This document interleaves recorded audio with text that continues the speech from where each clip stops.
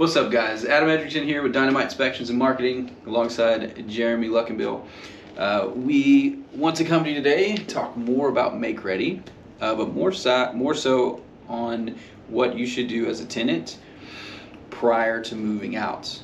Yes, you'll get a move out packet that has instructions. Not sure if you read that, but there's things that you can do that will help you as it comes to just limiting your costs to move out. It's not cheap to move in general. You look at all the costs involved with moving, reconnections and U-Hauls and time and labor, all that stuff. So we talked about a video what goes into a make-ready inspection, where we look at every single detail of a property, from door stops to ovens to the roof, like everything. Light bulbs. But what we want to talk about is what you can do, small things to help just get your place ready to be moved out of, that you may not even think of, that you'll be held responsible for. So I want to start with toilet seats. They're very easy to tighten, but if we come in and we inspect a bathroom and there's a loose toilet seat, we have to pay someone to go in and tighten that toilet seat. That is not a common courtesy that is done to just tighten a toilet seat, because you yourself use that toilet seat, and if it's an extremely loose toilet seat, then we have to tighten it. So you can check toilet seats. Towel racks. I don't really know what people do to towel racks, but those are quite often loose, and we have to bring someone in to tighten them. So it's just the constant, like, especially with the bar ones, it's the pulling the towel off, and like it's just over time, like, because you have that rod that it just slides down and slides over, and then I get the functionality of it, but having owned 3 homes, I don't remember ever having to tighten a towel rod. Have you ever checked it? Yeah. Like, because I go in there and give your kids baths, and even yourself, pulling the towel rack off. I'm not saying you have to really get aggressive with it in order to be loose, but it's just something to check, that you can tighten with an Allen wrench at times. So you can check that out. Light bulbs. Replace your light bulbs. Go through your house, turn all the lights on. If there's a light bulb missing, it's not just a common courtesy to replace light bulbs. So check your light bulbs. Door stops. If there wasn't a door stop there to begin with, yes, that's not an issue that we're talking about.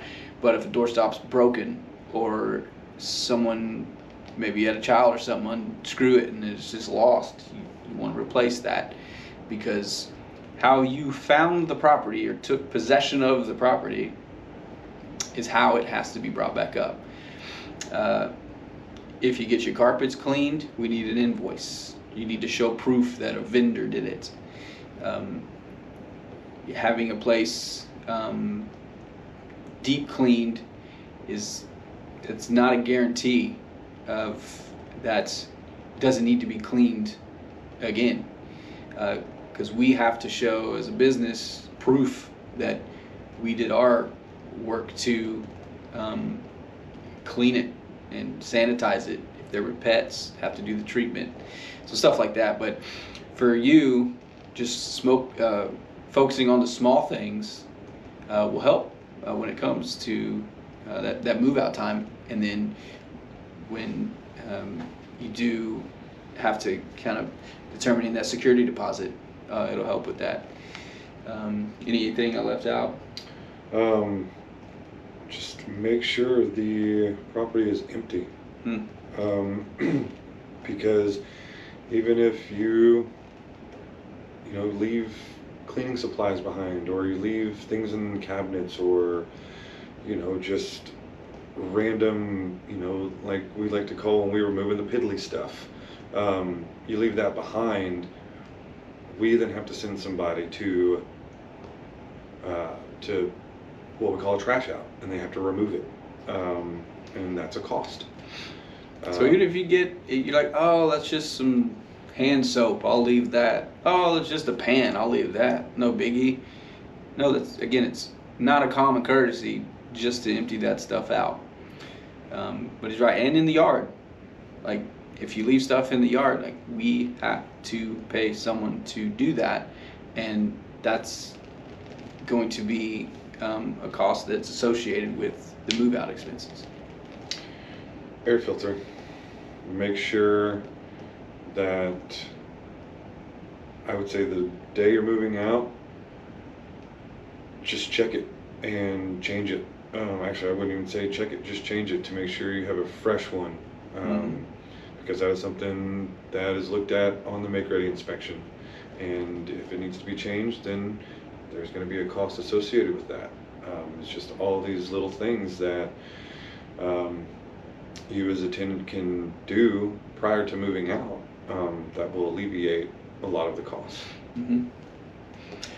Well, those are the main things. Again, really just treat it as if it's your own place and you were moving out because you yourself had a tenant that's moving into it. How would you like to present it? How would you like to leave the property?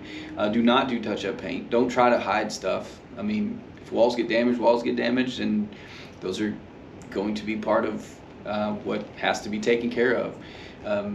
If you think you can go and touch it up, just don't do that, because we can tell, and you're actually communicated to not to do that in the lease. So don't try to do that. It'll help you out in the long run. Well, that's all we have, I believe. There's more tips, but we can sit here for probably a long time and give you more and more tips.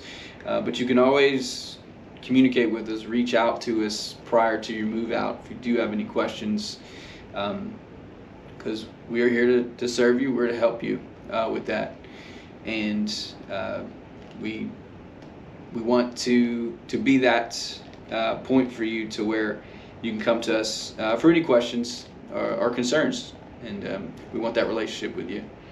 But that's all I got. The website is inspectionsbcs.com, and it's tips for tenants with Dynamite Inspections and Marketing. There we go.